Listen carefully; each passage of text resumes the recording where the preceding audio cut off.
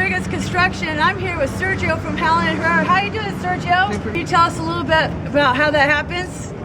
Yeah, first we gotta get ready for our casting slab here. We gotta set down our plastic, throw sand over it so we get a flat surface, pour the concrete the next day, and then we start, we spray it with a bond breaker on it. Then after that, we let it cure for a good day or two, and then we start building the panels, do our layout, building the panels, throw the bar in, and after that we just wait 7 days cure time, lift the panels once these panels are taken off, and pretty much that's the process. Hey, sounds simple. I'm excited. Thanks a lot. Thank you. The first step is the casting slab. The plastic protects the surface and the sand is flat to pour the concrete upon, confirmed by laser level.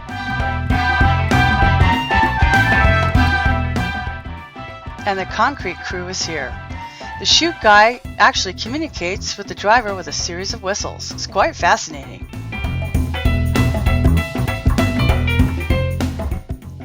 Once a good amount of concrete is poured, the screed team and the shovelers work in rhythmic unison. It's actually quite fascinating and beautiful.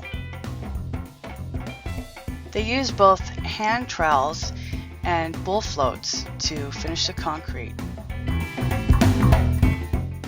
The same process is repeated for the second half of the casting slab.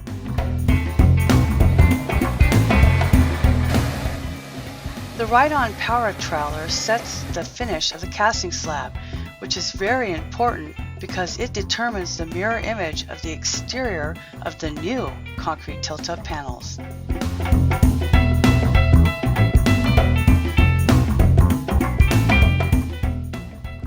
After framing the panels, they note the pickup and brace points from a panel book. They spray bond breaker so that the panels will lift smoothly.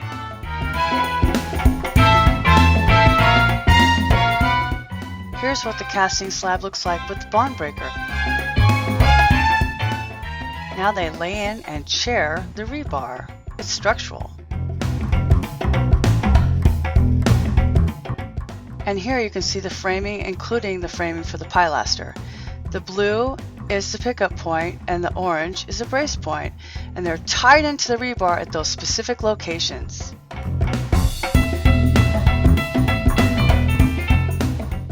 Here's another view of the pilaster, which is braced in place for the concrete pour.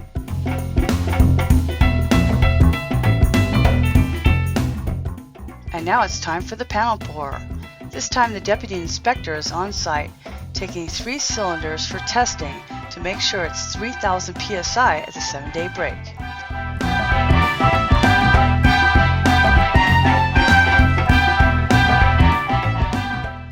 This brilliant teamwork includes vibrating the concrete to remove air pockets and tamping down the aggregate.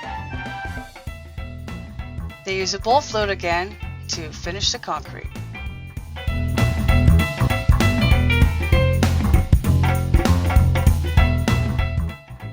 Finishing touches are done with a walk-behind trowel.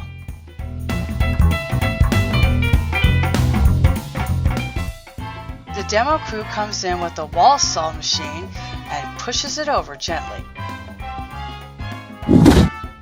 Want to see it again?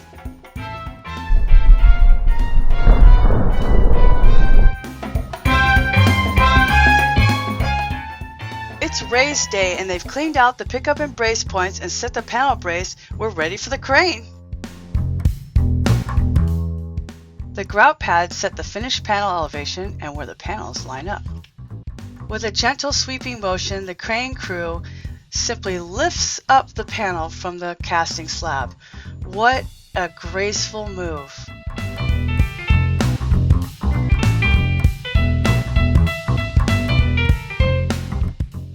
This is 800 times speed, folks.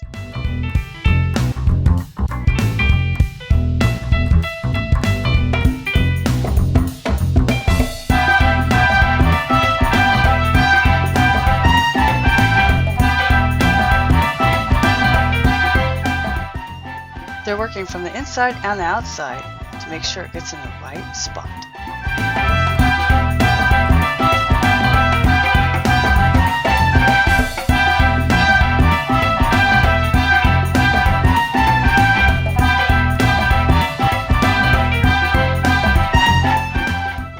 panel's in place and it's plumb.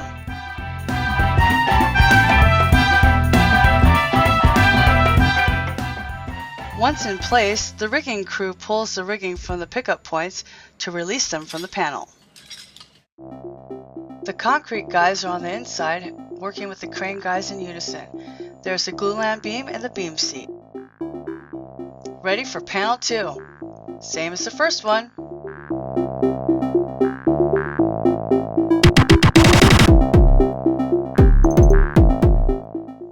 Here's another view from the inside. Once it's plumb, they bolt it to the concrete floor. The upper panel tie-ins from new to existing consist of 2 custom fabricated structural steel corner brackets and C-channel. Remember the cord pocket? The angle iron is welded to the cord pocket's rebar, connecting the 2 new panels to each other. The pour strip structurally ties in the bottom of the panel to the existing floor slab and footings via epoxy dowels and rebar. And now it's ready for sacking and painting.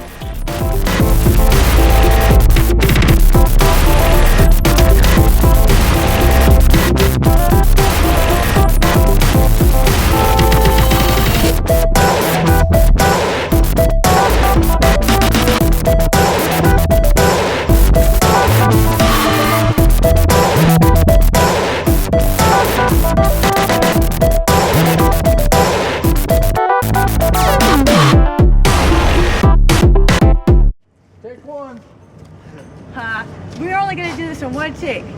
Okay, psych yourself up.